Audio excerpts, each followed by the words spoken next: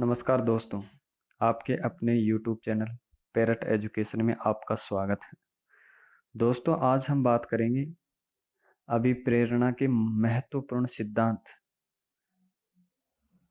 जिसका नाम है प्रत्याशा सिद्धांत, थ्योरी ऑफ एक्सपेक्टेंसी।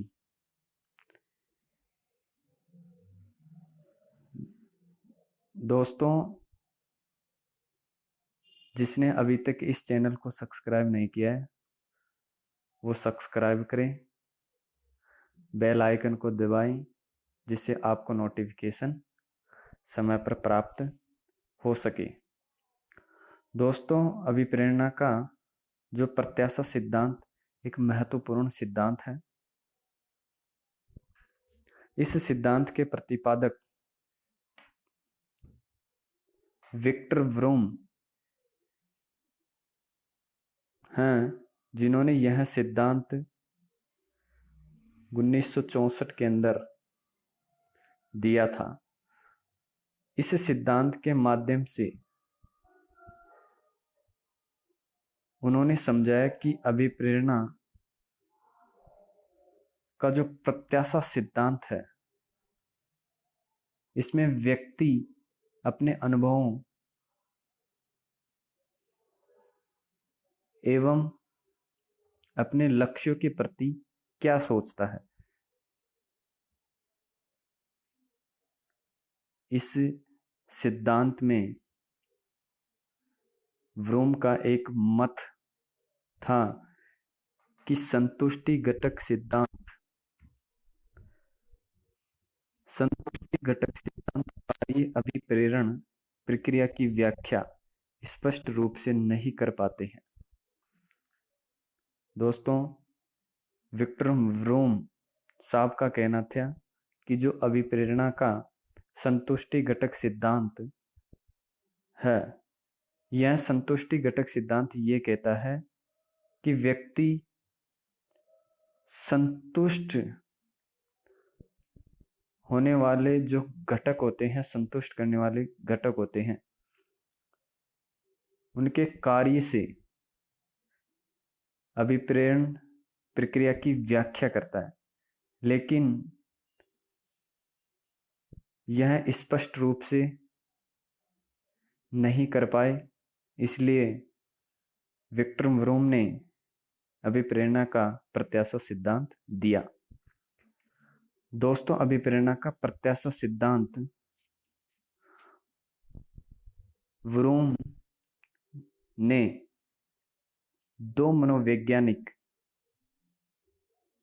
पहला कुर्ट लेविन, जिन्होंने अधिगम का क्षेत्रीय सिद्धांत दिया, दूसरा एडवर्ड टोलमैन, जिन्होंने चिन्ह अधिगम सिद्धांत, और इन्हीं के सिद्धांत का नाम प्रत्याशा सिद्धांत भी है। इन्होंने संज्ञानात्मक अवधारणाओं तथा सिद्धांतों पर आधारित यह प्रत्याशा सिद्धांत है। इस सिद्धांत के अनुसार अभिप्रेरण की मात्रा व्यक्ति उस प्रत्याशा स्तर पर निर्भर करती है जो यह सोचता है कि कार्य निष्पादन यानी कार्य की परफॉर्मेंस किस प्रकार से वह अपने कार्य की परफॉर्मेंस देगा। कार्य निष्पादन से उसे अवशिष्ट फल की प्राप्ति होगी तथा उस प्रतिफल से उसके व्यक्तिगत लक्ष्यों की पूर्ति होगी। तो क्या समझे आप दोस्तों? इससे यह समझें कि जो व्यक्ति का प्रत्याशा स्तर, पहले प्रत्याशा को समझते हैं दोस्तों। प्रत्याशा का मतलब होता है कि व्यक्ति क्या अनुमान लगाता है, वह क्या सोचता है अपने कार्यों के प्रति और अपने लक्ष्यों के प्रति, उसकी क्या आशा है, इसको प्रत्याशा कहा गया है। आगे चलते हैं। व्यक्ति को विश्वास होना चाहिए कि जो कार्य वह कर रहा है वह अवश्य पूरा होगा। यदि व्यक्ति के अंदर विश्वास ही नहीं होगा कि जो मैं कार्य कर रहा हूं वह पूरा होगा या नहीं होगा, तो वह कार्य पूरा होगा भी या नहीं भी होगा। यानी व्यक्ति के अंदर अपने कार्य के प्रति विश्वास होना चाहिए। यदि किसी श्रमिक का इस तथ्य में विश्वास है कि कठिन परिश्रम करना उच्च निष्पादन की कुंजी है।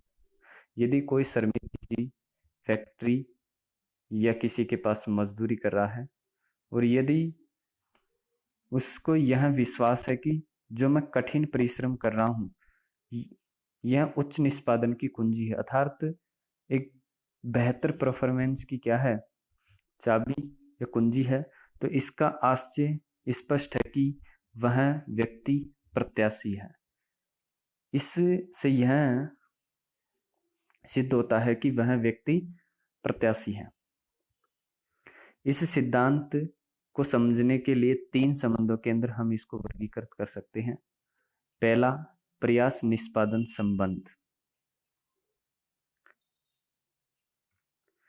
इस संबंध में व्यक्ति सोचता है कि ज्यादा व्यक्तिगत प्रत्याशा करेगा तो ज्यादा कार्य निष्पादन होगा।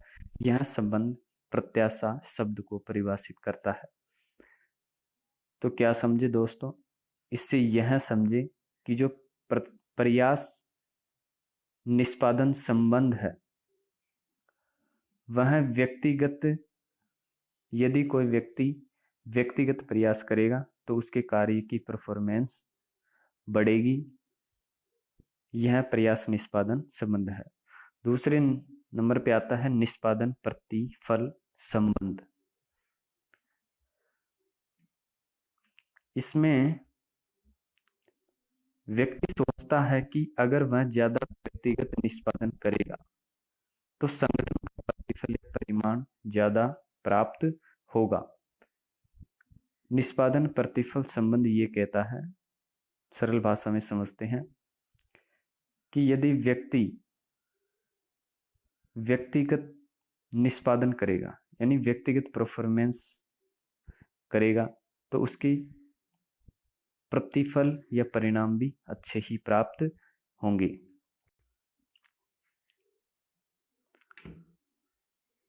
दोस्तों,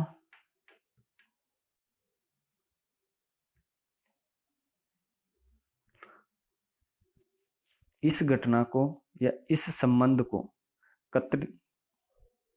कर्तृत्व यांत्रिकता इंस्ट्रूमेंटलिटी दर्शाया है या दर्शाता है।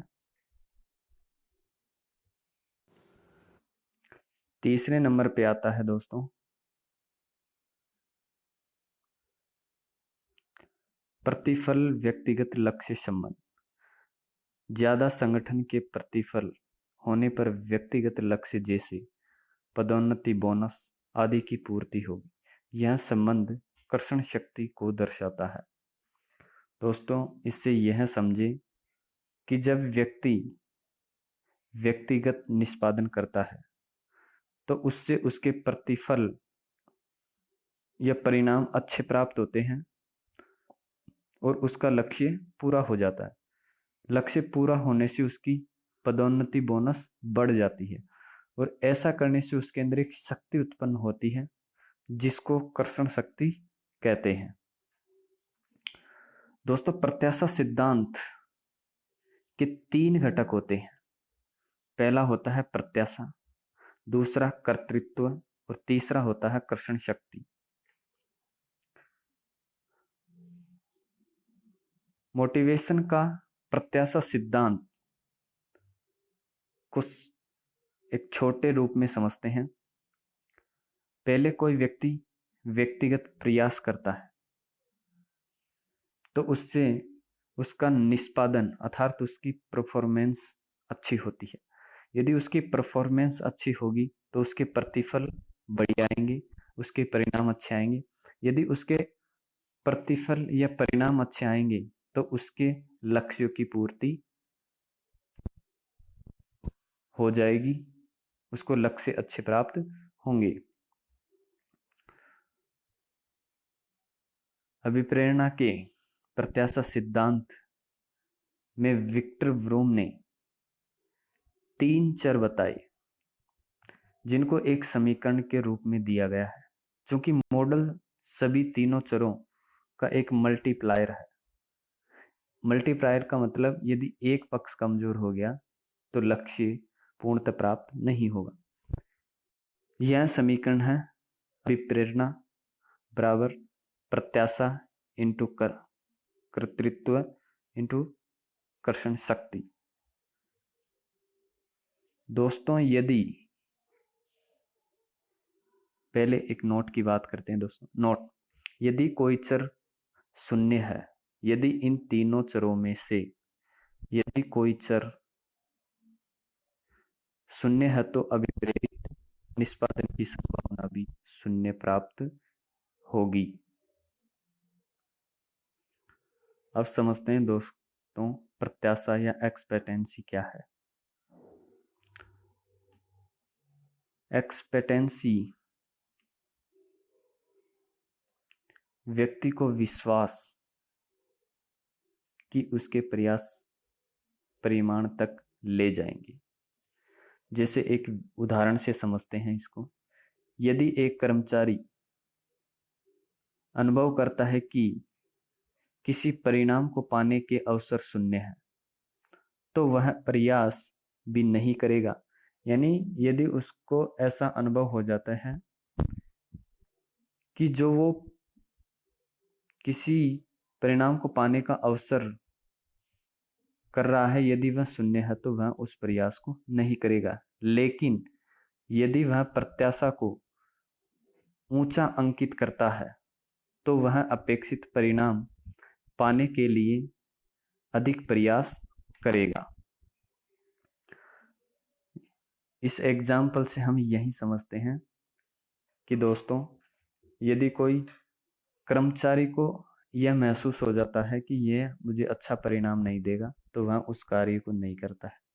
और यदि उसके अंदर अच्छी प्रत्याशा शक्ति है या उसका ऊंचा अंकित है, तो वह उस कार्य को करेगा और अपने परिणाम या अपने लक्ष्य को प्राप्त करेगा।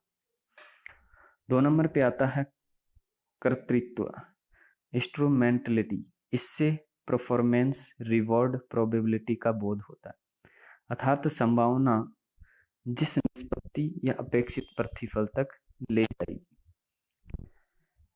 3 नंबर पे आता है दोस्तों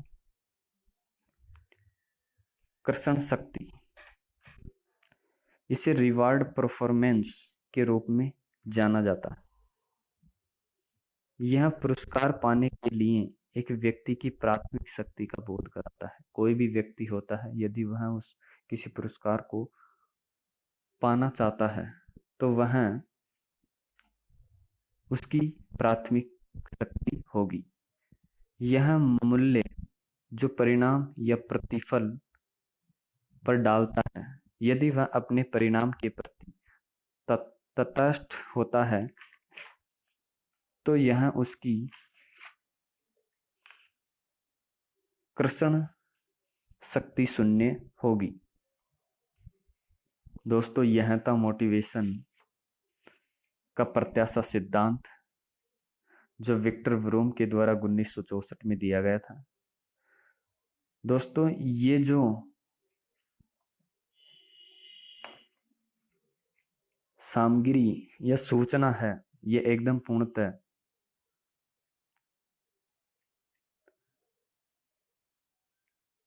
सही है।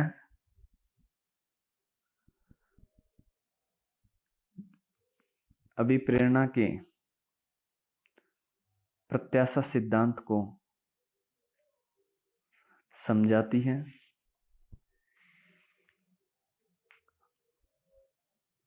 दोस्तों आशा करता हूं यह वीडियो आपको पसंद आया होगा। जो दोस्त नए इस चैनल से जुड़े हैं वह इस चैनल को सब्सक्राइब करें, लाइक कर दें और शेयर कर दें, साथ ही बेल आइकन को दबा दें। Thank you. मिलते हैं नेक्स्ट वीडियो में।